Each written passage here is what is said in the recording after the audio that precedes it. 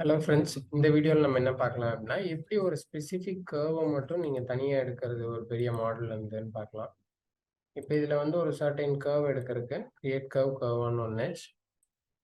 நம்ம இந்த பர்டிகுலர் ஏரியாவை மட்டும் எடுக்க போகிறோம். கிரியேட் கர்வ் ஒன் ஒன்ஹெச் கொடுத்துட்றோம். கொடுத்துட்டு அதுக்கப்புறம் இது இது இது இது அந்த கர்வை மட்டும் செலக்ட் பண்ணுங்க. கர்வை மட்டும் செலக்ட் பண்ணிட்டு Alt + E Alt to EU press பண்ணுங்க. அதாவது அப்படி இல்லைன்னா இதில் வந்து ஹைட் அன்ஹைட் நீங்கள் எது வேணுமோ செலக்ட் பண்ணி ஹைடு கொடுத்துட்டீங்கன்னா மற்றதெல்லாம் ஹைட் ஆகிடும். நீங்கள் செலக்ட் பண்ணது மட்டும் இருக்கும்.